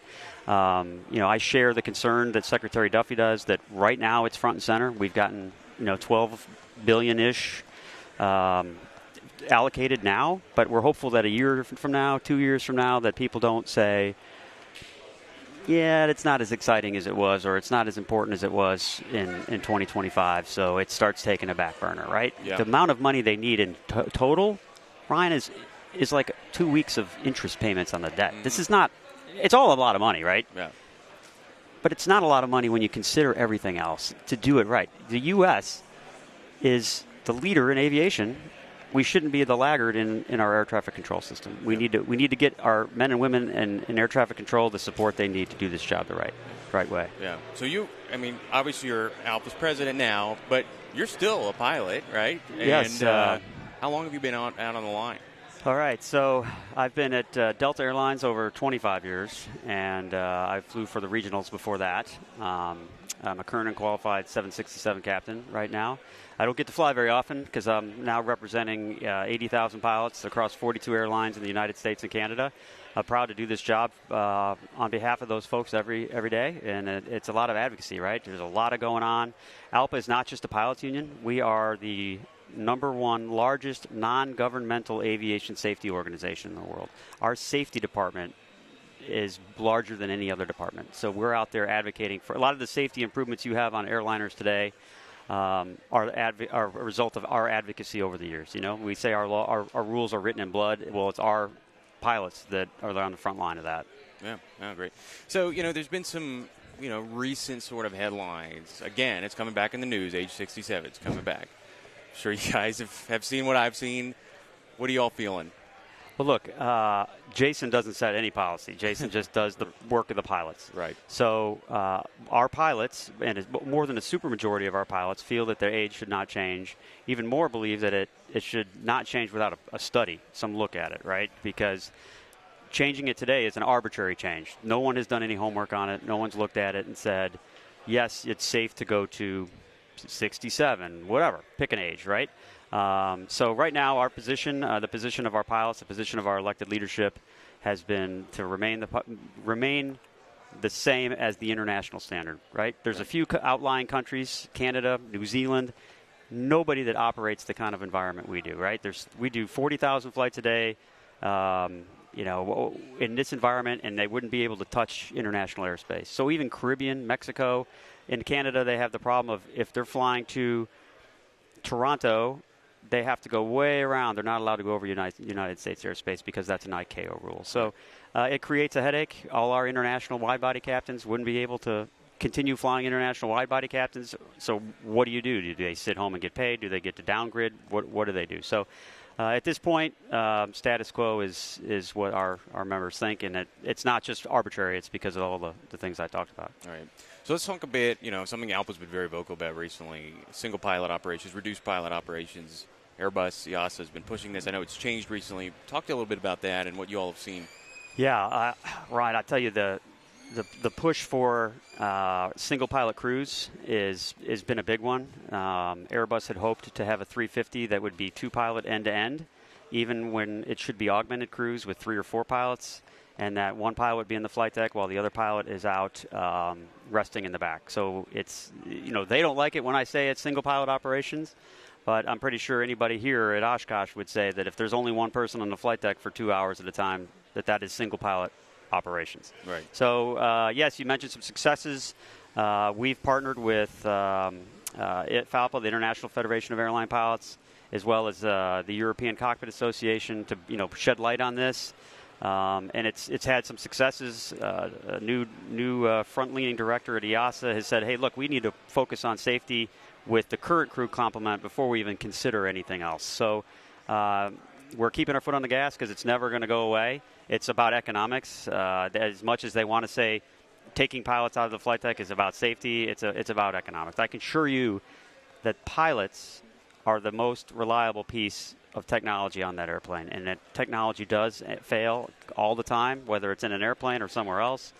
Look how often your iPhone has to do an update, right? So we need to make sure that the technology supports the pilots in that critical thinking that only humans can do. Yeah. So, I want to talk to you a little bit about, you've been in this industry, pretty long time, and now from a 30,000-foot overview representing almost 80,000 pilots, do you think we're still in a pilot shortage? Yeah, look, so not in the United States. Yeah. I would hope that the hundreds of pilots that are currently on furlough from various airlines and all the young pilots that thought they were going to sail to the airlines without having to spend considerable time at the and building time or at the regionals, they'll tell you no, that the hiring has slowed down significantly. We did have basically a supply chain issue after COVID because so many pilots retired. So many pilots got downbid, so they all had to bid the other way, that there was schedule disruptions, mostly airline induced. It comes and goes, right? You've been around long enough to see that there'll be years where there's no hiring, and then there's a period of years where, the stars align, where some pilot goes to a lucky young man or woman goes to college, comes right out of college to a regional, to an airline in their mid-20s, and they have a stellar career, where there's times where you're at a regional for 10 or 15 years before you can make that jump to the main line. We're good here in the United States. Got it. So, I had Chair Hamidi from the NTSB on yesterday, and she has very strong words about pilot mental health. Nothing new. She's said it before, but she reiterated again that the FAA could do better. Do you all feel the same way? Well, look, it was a step in the right direction where they had the ARC, which ALPA was proud to co-chair. So it was the FAA industry and ALPA were the chairs of the FAA mental health rulemaking committee. They came out with over 20 recommendations. Those recommendations are being implemented. We can always do more. That's why we're proud to be with the piece of legislation on mental health that is now moving through Congress to move things along on that. So we can always do more. It's great that it's now finally being recognized and destigmatized, so people don't have to hide their conditions and can go seek the help they need. Right. So, kind of my last question here, maybe second to last question, is around public charter operators. Again, something Alpa's talked a lot about. I won't say any more. I want you to talk a little bit about Alpa's feeling about. We won't name names, but we know who they are. Well, look, you're hitting all of them here, man. I got to give you credit. You're doing well. So, public charter. There's a loophole in 380 that allows it in very limited circumstances. Unfortunately, predating both of us, this loophole's been allowed to be used for far more than it was ever intended. We fought hard in the 90s to get one level of safety. I started as a Brasilia captain flying 135 with 30 passengers in the back. And we didn't have a dispatcher. We didn't have all that stuff. And then we fixed that. Well, now they're trying to go back that way. They're allowing 30 passengers in an airplane under Part 135. That's just not appropriate. The traveling public deserves the same level of safety when you buy an airline ticket on a scheduled carrier. Right. And we're gonna do everything in our power to shed sunlight on that and make sure that we close that loophole to the extent possible. Got it. Because that's not how it was intended. To be clear, but now they don't know how to put. They don't know how to put the genie back in the bottle. Right. So I want to talk to you for the last thing. It's been more recent event is ICAO's administrator or the appointee that the White House made. I think his name is, hold on, I got to find Jeffrey Anderson, former Delta pilot. Why do you all oppose him so much? Well, look. Or where your concerns lie? Well, first of all, Jeff is being put up for that position by Congressman Nels, who is a very significant proponent for raising the pilot retirement age. That is Jeff's issue. Jeff is there to raise the pilot retirement age. So that's policy that was set last year in the FAA reauthorization bill. This administration, Secretary Duffy, have said that is settled as far as they're concerned. Gotcha.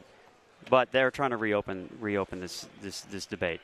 So Jeff didn't come into ALPA to try to change ALPA's policy. They didn't, go try to study or collect data. They just went VFR direct for the term here. There you go. To Congress and try to represent themselves as ALPA pilots that want to raise the age and so on. So our members have significant heartburn with that, and Mr. Anderson, we need an ICAO ambassador that is there for the right reasons, not to be there on a single issue to, go back to their constituents and say, yeah, we changed something that was already settled. Gotcha. So before we head out here, I want you to talk about, again, you've been a pilot a long time, you've been a professional pilot, now running the world's largest pilot union. What message do you have to the next generation of pilots?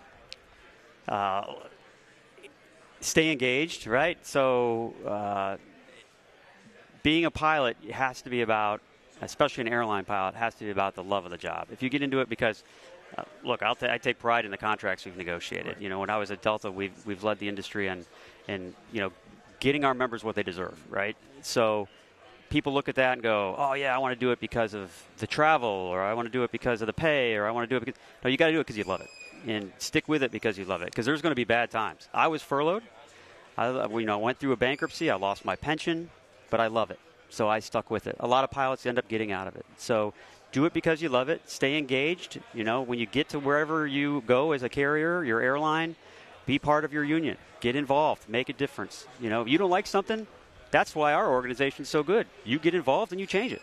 So get involved, be engaged, make the industry better, and be part of it. So that's great. That's what I got for you. Well, Captain Ambrosi, thanks so much for coming on and joining us here at Oshkosh. Appreciate it. Beautiful day out here. Yeah. Hope you have a good rest of your day down here. Yeah. Before it gets too hot, enjoy today. Yeah. Thanks. All right. Thanks, Ryan. Thanks. All right. Thank you so much. We are back with Oshkosh Live, powered by Redbird Flight. Thank you, Kaylee. You're doing appreciate the heads up there. We now have our next esteemed guest, Ryan. You know this gentleman well. Ernie Meeks. Good to see you, man. Good to see you. We saw you last night, but it's good to have you here on our set and talk about all things pilots today. I love it. I love it. It's what you do, right? Yep. You know a few things about that. No, it's you fun. You do. So, you've been a professional pilot a long time, but tell us about your background. People know who you are from YouTube, a lot of people. Yeah. But talk about your background and how you got started. Yeah, I got started. My dad was in the Air Force. He was basically a mechanic on the F-4. From what I remember, that was his last part in the Air Force. So I was probably 5 or 6. He would take me out to the flight line. I would see these guys get dressed up in G-suits and on helmets and go to the airplane, and I thought, that's what I want to do. I want to be a pilot. So it just kind of started from there. Went to ASU. Go Sun Devils, man. Yeah, go Sun Devils, right? Yeah. I did not get a pilot slot right out there because, again, I went to ASU and I had a great time there. So I learned a little bit of I learned a little bit of discipline not getting that. That was kind of my defining moment when they only handed out 2 slots. They handed out to 2 of the best people in the class, and I wasn't one of them. And that was the first time I noticed that, hey, you know what, I got to be a little bit more disciplined if I really want to be somebody, right? So buckled down, eventually got a pilot slot in the reserves, flew C-5s in the reserves, and then I transferred to the Air National Guard in Phoenix, and then I finished up my 14 years there. Nice. Now, while I was in the Guard, it's a part-time job flying the KC-135. I got a job flying Part 135 charter, so I dipped my toe in that. I liked it and enjoyed it. Went to NetJets for 2 years. Enjoyed that, and then eventually got on with Southwest. So that's kind of where I'm at right now. Captain, got on the interview team early on, was doing that all the way up until April of last year, and then actually April of this year. And then we have a couple more ventures that I'm starting to spend more time in, Aviator Intelligence, Aviator Pro. So yeah, it's been a wild ride. That's great. Well, so you have a very large YouTube audience, Instagram too. How did you get involved in that? What made you want to go out and do that? It's so funny. I am the last guy that would be on social media. I'll tell you that right now. Were you on social before you started this enterprise? Really? No, okay. I was not. So the genesis of all the social media stuff was my daughter. She was going to UND at the time, and she wasn't sure that she wanted to continue and be a pilot. And I thought, oh my goodness, I was at Southwest at the time, and I thought, if I could just maybe highlight what it's like to be here, maybe it would convince her. My intention was maybe it would catch on with her friends up at UND, and maybe it'd be a UND thing, and maybe that would influence her to kind of stick in there. And so yeah, I got on. I go, you know what, Google how to make YouTube videos, and that's how it started. Before the days of AI and all that. Before all that, I was taking notes. It was like a college course, man. I was trying to figure it all out. I mean, I think everybody wants to be in the creator economy in some way. Well, let me ask you first off: influencer, content creator. How do you prefer? Which terminology do you want to go by? I don't know. I'm still I still feel really new at this. I don't know. I put out content, and if people love it, then that's great, and I'll make more of it. And I'm starting to change into I did interviews for over a decade. So now what I want to do is really, my daughter's off, gone, got her CFI, all that good stuff. Now what I want to do is help the next generation of pilots make it out there, because helping my daughter was very rewarding, and changing that that kind of dynamic in my channel to show everybody what it's like, and maybe start getting into a little bit more nitty-gritty stuff on like interview prep and stuff. So what lessons have been, whether the hard-earned or came over time, as far as to make it successful, to grow an audience on YouTube or Instagram? Like what tricks, did you learn any tricks? Or? You know, I didn't. I honestly just stayed authentic. Sometimes that's the best way to do it. No, that's true. Like, it was total dumb luck. I mean, I hope to present myself as a real, genuine, authentic guy. So whatever I do, whatever I wear, whatever I talk about, I have knowledge in it, or I utilize whatever I'm doing. I flew a Cirrus for a long time. I love Cirrus. I just love aviation. So I just was like, hey, here's my life. And I'm shocked at how many people thought it was interesting. And now your daughter, you probably have more fans and followers than her entire friend group combined. And now Dad is like super cool, right? It's pretty funny. Yeah, it's pretty funny. I'm the most least likely guy to be in this position. I could assure you. That's that. Great. So, you've been around, you flew a long time, Southwest. How many years do you have at Southwest? Almost 14, actually. Okay. Coming up on 14. There you go. So there's been a lot of ebbs and flows in this industry. Yes. A lot of prospective pilots are out there, getting their CFIs and starting to feel, whoa, like we're not in the, I call it, the panic hiring boom anymore. Correct. Yep. What do you say to them, just from my perspective, I think haven't seen the full cycle. So, I started doing interviews right around 2013. 2014 and up to basically a decade. So I actually saw the slow ramp up and, the peak, so to speak, and then now it's starting to kind of drive down with just the dynamics, what's happening with Boeing. And, there's a lot of stuff out there that's causing a slowdown. It happened. It happened in the past. It's going to happen in the future. So my advice to people is just to keep doing what you're supposed to be doing, right? Like flying, getting advanced ratings, moving up to more advanced airplanes, trying to get those jobs without job hopping, if that makes sense.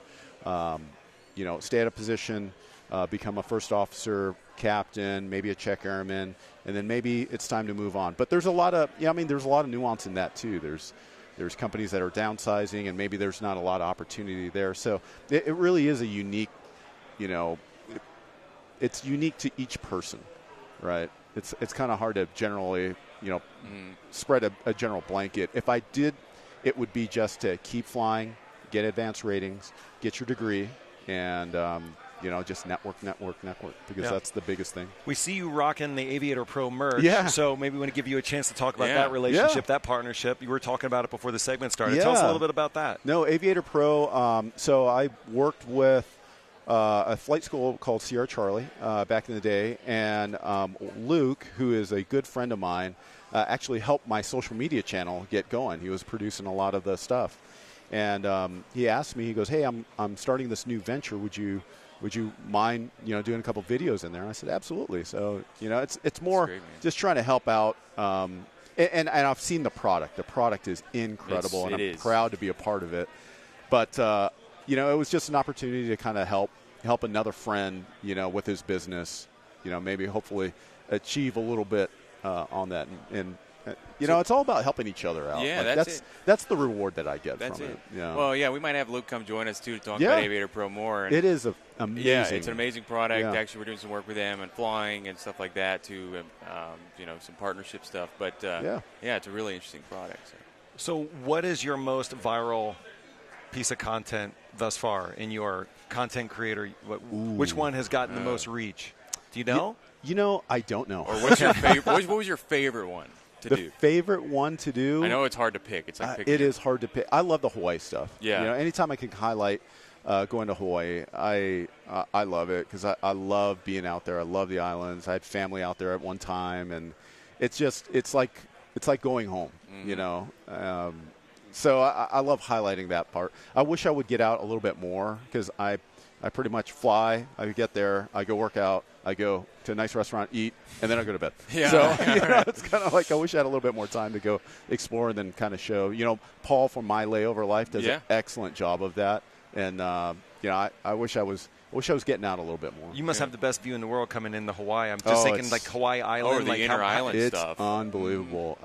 Flying inner island is probably my favorite type of flying because we're taking a 737 at 14,000 feet, and just flying across the island. I've seen whales breaching in between, we're heading out to Maui from Honolulu. It's just cool. It's so cool out there. So for you here at Oshkosh, anything particularly you're excited about, you want to see? I know you're pretty much just getting your boots on the ground here today. Is there any part of the show that you're particularly interested in checking out? I just want to go and experience. Like, it's so big that I have not had the chance to see everything yet. I haven't gone out to the seaplane base, so I think I might try to make it out there. But the problem is once you leave here and go out there, I feel like I'm missing a lot of stuff out here, but I don't want to miss the seaplane stuff. So yeah, I found that the best way to get around is jetpack because there's so much ground to cover. Where do you rent those? Yeah, there's a booth right up here. You just have to sign the release. You have to file a flight plan That's fine. I'll sign whatever. Yeah. So you've been flying a long time, and a lot of people, they say, I hear it all the time, I don't want to, fly a 737. They have these Airbuses now. Yeah. They're way more fun to fly. There's one right over here. Delta just landed. Yeah. What do you say to them? You're a 737 guy. Didn't you fly the KC-135 before? Flew the KC-135. Yeah, I actually have 8 type ratings. So you're more or less a Boeing guy. Yeah. I will say my favorite airplane was the C5, the Lockheed C5. Oh, man, that's cool. That was my first airplane, so, it's your first love. Right. But what I would say to them is, we get that a lot. Yeah. I don't want to fly 737 the rest of my life. But okay, I get that. But we don't know what the future holds, right? So, the company may not be a 737 operator forever. It may add so you just don't know between different companies. Like you just don't know what the future holds. Right. So, my advice would be, get out there, try to do your research on different companies, find out what fits for you. For me, being based in Phoenix was extremely important. So, there's only 2 companies out there. I would commute under certain circumstances, but I had my little draft board, and I applied to all of them, and I got hired at Southwest. So that's kind of my advice is just get out there, keep flying, research, apply, network. Yeah, it's the trim wheel that gets me on the 737. One time I jump seated on one. I couldn't talk. It was so loud up there. It is loud. And if you think that's loud on the 737, on the KC-135, it's even louder. I can imagine. Yeah. Oh, yeah. But it's the transition between the KC-135 and the 737 was very easy because they are very common, the 2 types. So, it has a big trim wheel, and it makes a lot of noise. All that. So, I just showed Sean earlier. We were walking by the KC-135 over there, and he couldn't stop looking at that boom. Yeah. You got some footage of it, too. I do, yeah. We called you the boomer. I'm trying to influence people, too. Yeah. I've got a small group, but I am doing my part to influence and create. Yeah. So. Yeah. And the guy that controls that is the boom operator. Yeah. So, yeah. That's cool. Well, thank you so much for being with us. You can check out all his awesome content, Flying with Big Ern, on Instagram. Go ahead. Why don't you give your plug for where people can find you? Oh, yeah, sure. I'm on Instagram, Flying with Big Ern. Also on YouTube, Flying with Big Ern. I do have a TikTok account. I think it's the real Flying with Big Ern. Nice. But we don't post on that very much. But we are, with everything going on, we're going to try to get a little bit more social media out there. So awesome. Moving forward. Thank you for this opportunity. Thank you so much for sitting down with us. Have an awesome show. Thanks, Ernie. Thank you. It's a great morning. We're wrapping up another hour. Yeah, here we went at for a Oshkosh little Live. walk earlier, and how did you like it? It was incredible. It's hot. This is your year 2, right? It is my year 2. It's hot out there. The crowds are you're from growing Florida, clearly. Man, you think this is hot?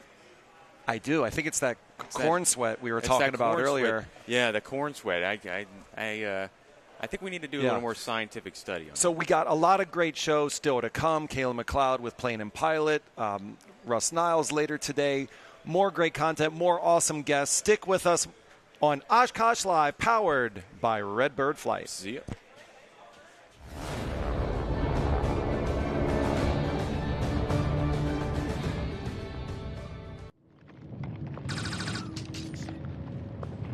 It's happening. Okay. It's happening. Let's go. It's happening. Let's go. Get the bag. Get the bag. Yeah. What? Life's better when you're prepared, especially on the flight deck. Find a Redbird near you and fly like you've been there before. Next. So where do you see yourself in 5 years?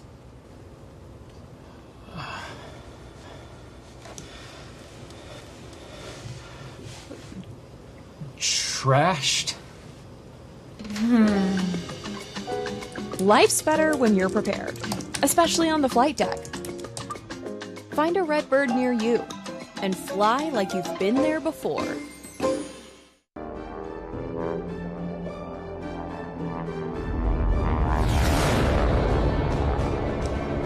And we're back already with Oshkosh Live, powered by Redbird Flight here at the Redbird booth. The show is heating up. The sun is heating up. The temperature is heating up. I'm here with Kayla McLeod, editor of Plane and Pilot. Good to be back with you. Yes, good to see you. Here on day 2. We're going to start off the segment with Kayla